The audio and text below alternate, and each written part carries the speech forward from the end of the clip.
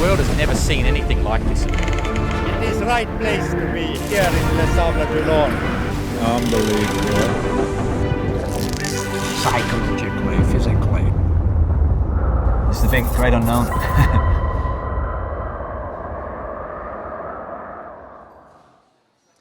Bonjour à toutes et à tous et bienvenue sur le village de la Golden Globe Race. Ici pour cette émission, comme tous les jours à 11h, émission spéciale aujourd'hui consacrée aux deux skippers français de la Golden Globe Race 2022-2023. Deux skippers français sur 17 au départ le 4 septembre prochain. Émission en public. Venez nous rejoindre si vous le souhaitez dans le pavillon Destination Tourisme, Destination Les Sables. Sur ce plateau, donc aujourd'hui, ils sont deux, mais plus un troisième Français qui nous accompagne, c'est Sébastien Delannery, le directeur de course de cette GGR, et ces deux skippers français, les voici. Arnaud Guest, bonjour Arnaud. Bonjour. Skipper de Hermès Phoning à vos côtés. Damien Guilloux, bonjour Damien. Bonjour. Skipper de PRB, voilà pour les deux skippers français donc, qui vont s'élancer le 4 d'ici depuis les Sables d'Olonne. On parle de nationalité déjà. Nous, c'est quelque chose qu'on regarde. Est-ce que vous, c'est quelque chose que vous regardez aussi? Est-ce que vous êtes attentif à cela? Et est-ce que ça change quelque chose dans le regard du public, celles et ceux qui viennent vous voir? Parce que vous nous le disiez il y a encore quelques secondes. Oui, il y a du monde. C'est sûr que c'est quelque chose qu'on regarde, ça permet de prendre mesure de l'ampleur de cette épreuve. Nous qui sommes français, habitués à une culture de la course au large en France, assez souvent on navigue entre français, et là on se retrouve tous les deux avec Arnaud sur une épreuve où on n'est que deux français, la minorité quasiment, énormément d'étrangers, et ça montre vraiment l'ampleur de cette épreuve et que c'est une belle épreuve et qui va avoir un grand succès. Arnaud, ça change dans le regard du public, vous le sablez d'adoption? Oui, alors c'est vraiment une course assez étonnante où les sablés viennent nous voir, où les gens du coin viennent nous voir. Et puis c'est vrai qu'il n'y a que deux Français, donc peut-être qu'on a plus de public, j'ai pas le temps de regarder, mais il y a énormément de monde, c'est super. Sébastien, vous le directeur de course français, Sébastien Delannery de cette Golden Globe Race, réédition de 1968-1969 et la victoire de Robin Knox-Johnston, modèle anglo-saxon, vous le sentez, vous le ressentez au quotidien dans la préparation de cette course? Oui, parce que la langue principale de toute la flotte, c'est l'anglais, évidemment. Et c'est assez étonnant parce qu'on a quand même une énorme culture de la course en solitaire en France. On regarde l'IMOCA, le Figaro, les classes 40 sont majoritairement françaises. Et là, on a une course en solitaire majoritairement internationale. C'est-à-dire que si on regarde, en 68, sur 9 partants, il y avait 2 Français, dont moi Tessier. En 2018, il y en avait 4. Cette fois, on en a 2. Donc on voit effectivement, c'est une course avant tout internationale, mais qui part et qui revient en France au Sables d'Olonne. Avec Don McIntyre, l'Australien, organisateur, fondateur de la Golden Globe Race. Vous aussi, vous parlez anglais à longueur de journée avec les autres concurrents de cette GGR, Arnaud? Yes, indeed. Oui, on parle anglais. On est obligé de parler anglais. Heureusement, on a des petits halos, des petits coins où on peut parler encore français, ce qui est quand même bien agréable. Damien, ça va? Vous êtes à l'aise en anglais? Tout va bien? C'est compliqué pour moi.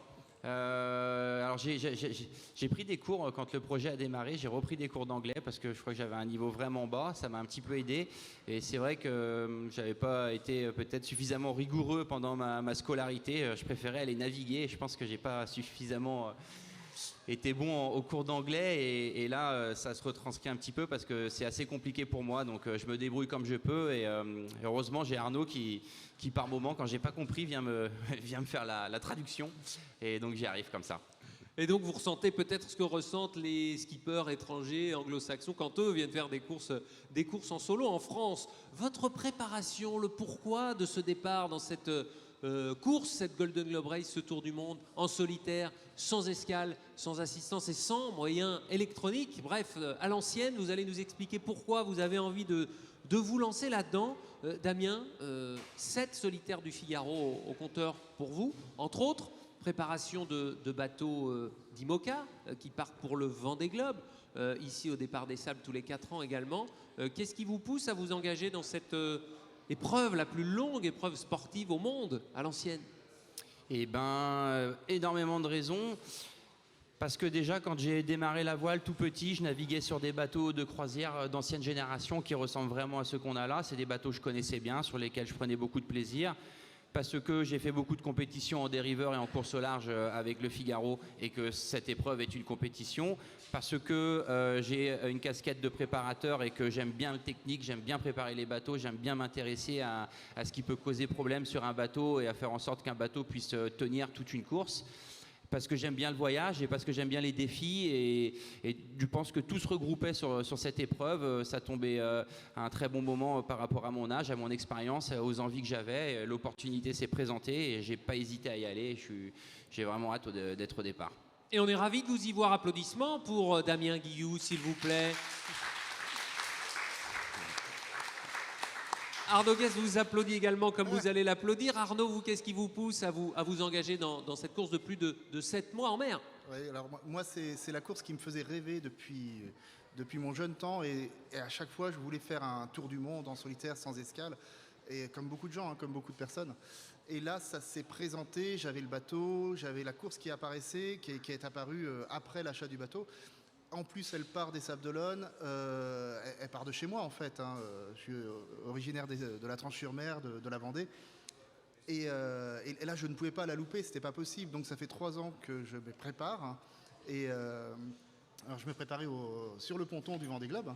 Donc j'ai vu tout ça arriver. Et là maintenant, il y a tous les collègues qui sont arrivés sur mon ponton en fait, en quelque sorte. Et ça fait une animation super. C'est vraiment la course ultime pour moi. Et certainement la seule que je ferai et j'en ferai pas d'autres. C'est un discours qu'on retrouve, Sébastien Delanriche et d'autres skippers qui viendront ici sur ce plateau hein, d'ici le 4 septembre. Oui, alors c'est vraiment, en tout cas moi, en ce qui me concerne, le plus intéressant dans cette course. Si on regarde les 2 projets d'Arnaud et de Damien, on pourrait se dire que ce sont des projets complètement opposés. Damien est un compétiteur, il est clairement là pour bien figurer. Il a fini premier du prologue. Arnaud a le bateau le plus lent de la flotte, donc lui il peut pas du tout... C'est lui qui le dit, oui. C'est factuel. J'ai terminé dernier du prologue. Et il a terminé premier, on y reviendra, Damien Guillou. Exactement, donc on pourrait se dire que ce sont des projets complètement opposés, alors qu'en fait nous on a passé pas mal de temps ensemble en Espagne pendant le prologue.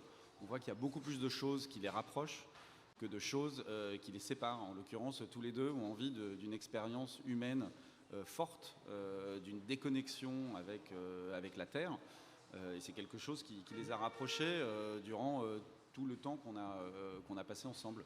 Et on va aller voir ces images de vous en mer, Damien ou Arnaud, des images qui vont vous être proposées là sur l'écran. Comment on se prépare? Vous, Damien, vous avez pris le parti, pour le prologue par exemple, d'être aussi chargé que vous le serez en termes d'avitaillement pour les 7 mois en mer. Oui. C'était un choix que j'avais fait depuis longtemps dans ma préparation, c'était de faire en sorte d'avoir le bateau le chargé le plus tôt possible. Pourquoi? Parce que il y a énormément de poids sur le bateau, ça modifie le comportement du bateau.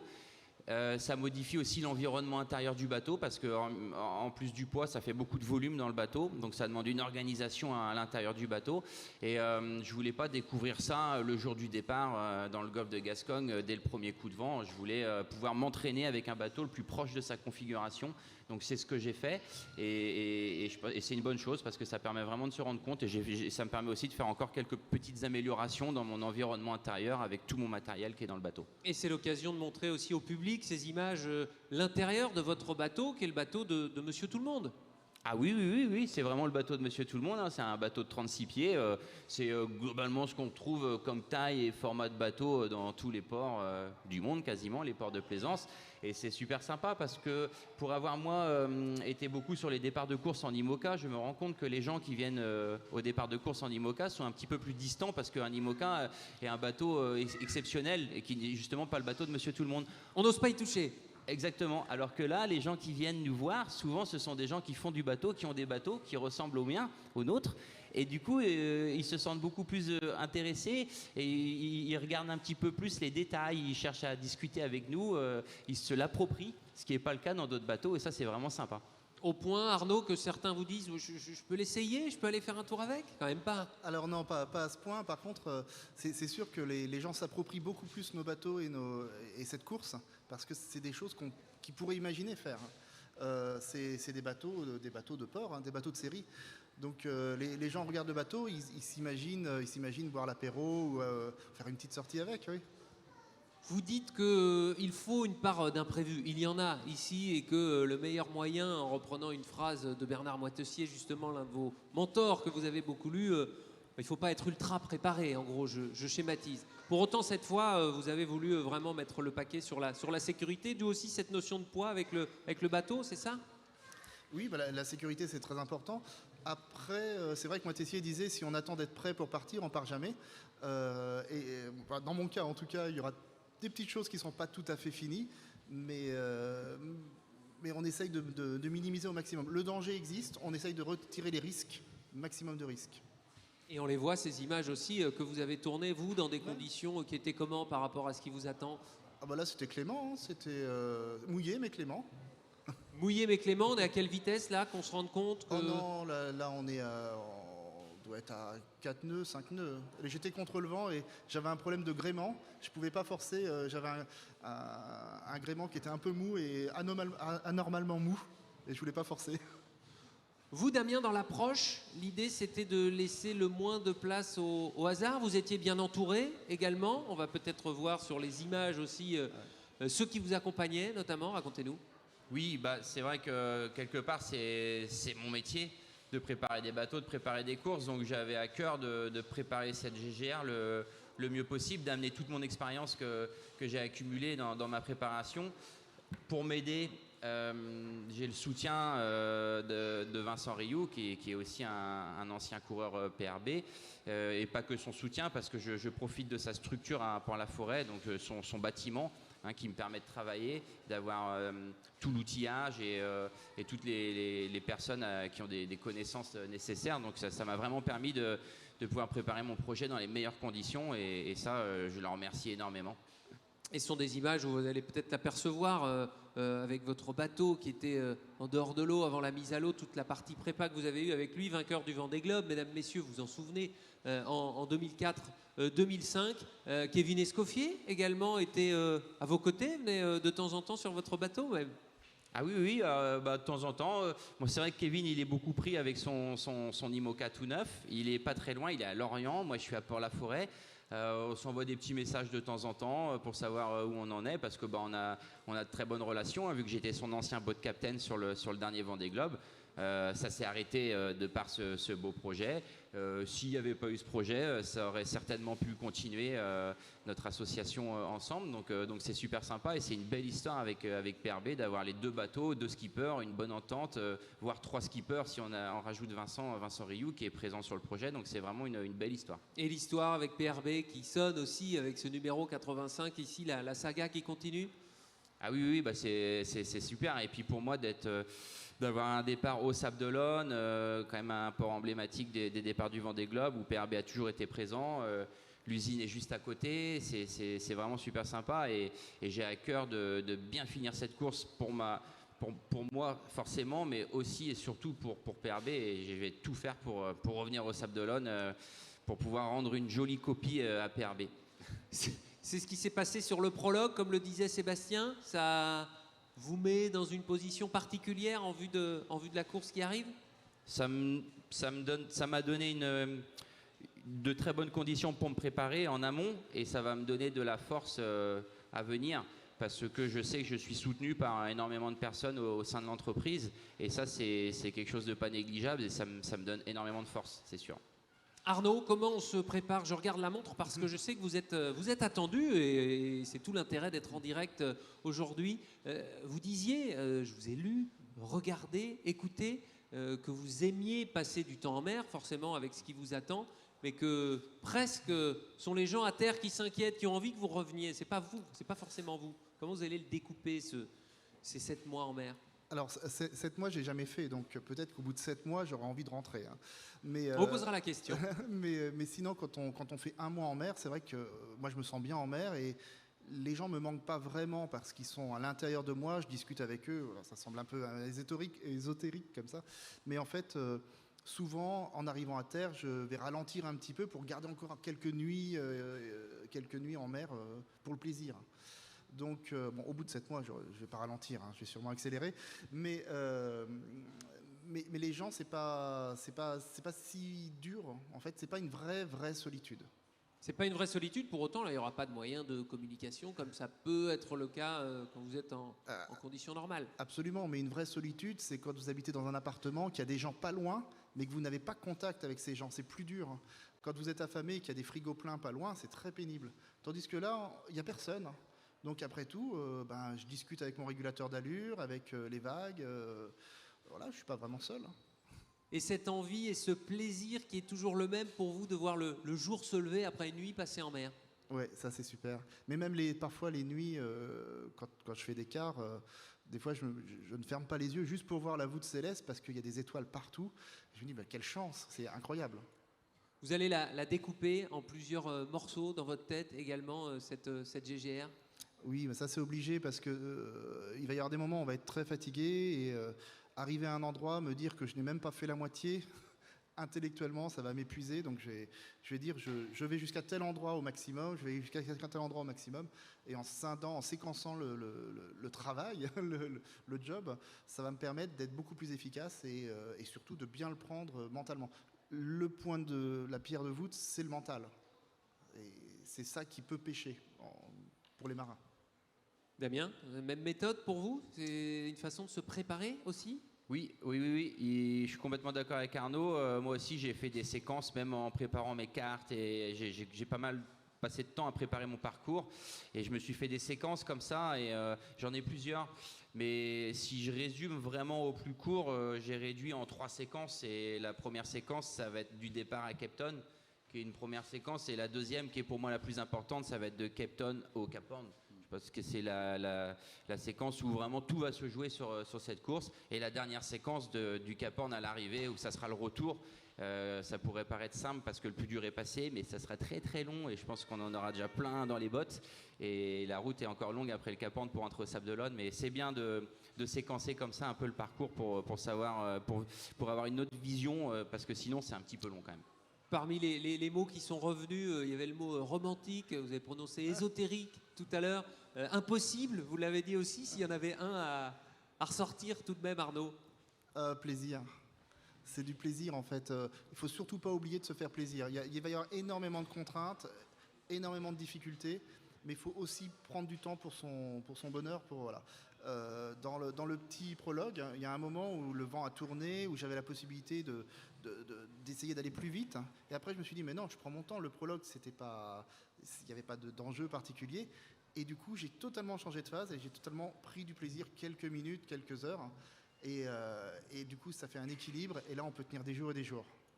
Merci Arnaud Guest pour ce témoignage. Je regarde la montre. Vous pouvez... Je vais filer. Merci à vous. Applaudissements. Merci pour Arnaud Guest d'être intervenu dans cette émission consacrée aux skippers français de la Golden Globe Race. Des obligations encore à remplir pour Arnaud et son bateau. Hermès Phoning pour le skipper français, l'un des 2 skippers français au départ de cette course. Sébastien Delannery, pour vous aussi, ça va être un sacré enjeu, un sacré challenge de veiller sur vos ouailles pendant plus de 7 mois. Oui, alors il y a une expression qui n'existe pas en français, mais qui existe en anglais, c'est les cat herders, c'est le berger des chats. Les navigateurs solitaires sont tous très indépendants et nous, notre métier, pour l'instant, c'est d'essayer de les réunir et ensuite, ça va être bien sûr de veiller sur eux. Et pour ça, on a beaucoup d'outils. Nous, on connaît mieux leur position qu'eux, grâce aux balises. Donc on arrive à savoir si la position, la vitesse et le cap sont cohérents avec les conditions du moment. Et ensuite, on a des appels téléphoniques hebdomadaires pour avoir un peu le moral du bord. Parce que, question liée au matériel, mais au-delà de ça, à la philosophie, à l'esprit de la course, Damien Guilloux, dans l'une des vidéos que vous avez enregistrées, tournées avant le départ de cette GGR avec Kevin Escoffier, on le voit arriver près de vous et vous êtes en train de vous exercer au sextant. Ce serait impossible de faire le sextant, un point au sextant sur un IMOCA, par exemple? Ah oui, c'est quasiment impossible. Parce qu'un IMOCA, ça va beaucoup trop vite et il y a trop de mouvements. Et un sextant, il faut quand même de la précision. Et les IMOCA de maintenant, avec les feuilles, ils sont quasiment en vol. On ne tient même pas debout dedans. Donc je pense que ça serait très compliqué. Et puis le bateau va tellement vite que ça ne marcherait pas. Mais... Ça a été difficile, cet apprentissage? Ou alors vous le saviez déjà, par exemple, cet aspect à l'ancienne, vintage de cette course comme en 1968. En fait, c'était un de mes gros questionnements quand j'ai pris la décision de me lancer dans le projet, parce que je connaissais pas le sextant, ce qui est normal, puisqu'en fait, toutes les personnes de ma génération, voire même, ne connaissent pas le sextant, puisqu'on est une génération GPS. Il n'y a plus beaucoup de personnes qui pratiquent encore le sextant, c'est très très rare. Donc c'était mon questionnement, et j'ai tout de suite, dès le lancement du projet, même avant d'avoir acheté le bateau, j'ai trouvé une personne qui donne des cours de sextant, et j'ai tout de suite démarré le travail sur le sextant. J'ai pris des cours et je me suis entraîné. Ça m'a permis de me rassurer quelque part. Et à mon grand étonnement, j'ai eu le sentiment de le maîtriser assez vite. Je pensais que ça allait être plus compliqué que ça. En fait, ça effraie beaucoup les gens parce que la méthode est très longue, la procédure est assez longue entre le moment où on fait un relevé au sextant et on va faire tous ces calculs, un tracé sur la carte et obtenir une position. C'est très long et rigoureux et c'est semé d'embûches. Donc si on ne pratique pas, on a de fortes chances de faire des erreurs assez souvent. Mais le fait de m'être entraîné, d'avoir pratiqué, ça fonctionne et ça marche très très bien, donc je suis rassuré. On posait la question tout à l'heure à Arnaud sur cette notion de plaisir. C'était sa réponse. Est-ce que vous allez rechercher aussi ? Oui, forcément, parce que sur une course aussi longue que ça, il faut être capable de prendre du plaisir en mer. Alors on le prend sur différentes formules. Moi, je le prends à la fois en tant que régatier, je prends du plaisir en étant en régate, en sachant qu'il y a un jeu avec les autres concurrents. Je prends du plaisir à vivre sur le bateau, mener sa petite vie, gérer son environnement, gérer sa nourriture, son sommeil. Je prends aussi du plaisir à gérer la partie technique du bateau, surveiller que tout le travail qui a été fait en amont est correct et que le bateau tient la cadence et qu'il n'y a rien qui s'abîme. C'est une multitude de petites choses comme ça. Ça va être aussi des décors quand on croise des dauphins, des baleines, des oiseaux. Des fois du petit temps, c'est très joli. Des fois dans du vent très très fort, on va prendre aussi du plaisir parce que même si c'est inconfortable, on voit que le bateau fonctionne bien, que tout marche bien. Du coup, on prend du plaisir. C'est vraiment une multitude de choses et c'est assez difficile de l'expliquer. Il y a des endroits, même s'il y a forcément une grande part d'imprévu, d'inconnu, où vous avez déjà hâte d'être. Vous parlez de ces moments-là avec les dauphins, mais des endroits du globe en particulier. L'endroit où j'ai le plus hâte de toute l'épreuve, pour plein de raisons, c'est le Cap Horn. Parce que ça voudra dire que si j'arrive au Cap Horn, j'estime avoir passé la partie la plus dure de l'épreuve, qui est le Grand Sud. Parce que passer le Cap Horn, c'est pas rien dans une vie. Y arriver sans GPS au sextant, c'est pas rien non plus.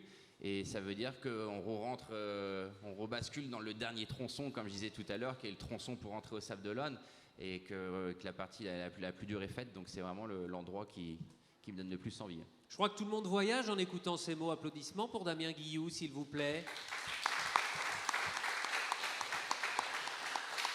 Cette notion de voyage, elle vous habite aussi. Vous le ferez par procuration, Sébastien ? Oui, absolument. Cette fois, on va le faire par procuration. Nous, l'avantage, c'est qu'on est à la direction de course, on est 3. Donc, on ne va pas être sur le pont 24 heures sur 24. Mais en plus, en passant du temps avec les skippers, parce que ça fait quand même plusieurs années qu'on suit leur préparation. Là, on passe du temps, on passe pas mal de temps ensemble. Ça donne quand même très envie d'y aller.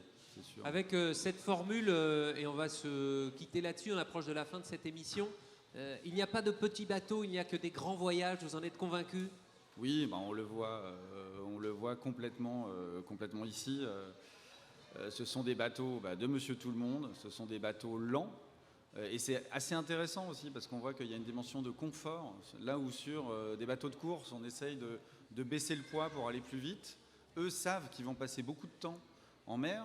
Donc en fait, ils essayent de rajouter des éléments de confort. On regarde l'intérieur du PRB de Damien, c'est un bateau entièrement de série, avec une couchette, une cuisine, une paire de charentaises. Et donc on voit que l'intérêt, en tout cas, de cette course-là, c'est pas d'arriver le plus vite, c'est d'arriver le moins lentement possible, je dirais, en faisant le plus beau voyage possible. L'épreuve sportive la plus longue au monde, avec cette notion donc de confort, je ne vous repose pas la question sur les Charentaises, mais cette notion de voyage, pas de petits bateaux, mais que des grands voyages, vous êtes d'accord là-dessus ? Je suis complètement d'accord, et ce que je dis souvent, c'est que moi j'ai eu la chance d'avoir participé à beaucoup d'épreuves sur différents bateaux avant le Golden Globe Race. Je connais les bateaux rapides, les bateaux de course au contact.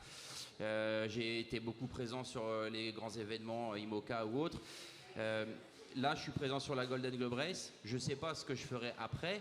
Je sais ce que j'ai fait avant. Mais ce dont je suis sûr, c'est que cette épreuve-là, m'apportera le plus gros sentiment de voyage et de bonheur que je ne pourrais pas trouver sur aucune autre épreuve, même après. Je pense que c'est pas possible parce qu'il n'y a pas d'épreuve aussi longue que la Golden Globe Race. Il n'y a pas aussi d'épreuve qui représente autant l'aventure que la Golden Globe Race. Et ça, c'est quelque chose de magique et je suis vraiment content d'être là pour ça. Les 15 prochains jours, un peu moins maintenant avant le départ, le 4 septembre, qu'est-ce que vous allez faire en famille, forcément? Comment vous allez les occuper, ces 15 jours, entre guillemets? Eh bien oui, je suis ici en famille avec ma femme et mes 2 enfants. On peaufine un petit peu le bateau. J'ai mon préparateur qui arrive tout à l'heure. On a des petites choses à faire, mais vraiment des petites optimisations de confort, des petites bidouilles, rien de très engageant. Les obligations de course, les contrôles de sécu, des briefings, des choses comme ça. Et surtout essayer de se reposer pour partir en ayant les batteries le plus chargées possible et être en pleine forme pour le jour du départ. Merci Damien Guillou, skipper de PRB numéro 85 donc au départ.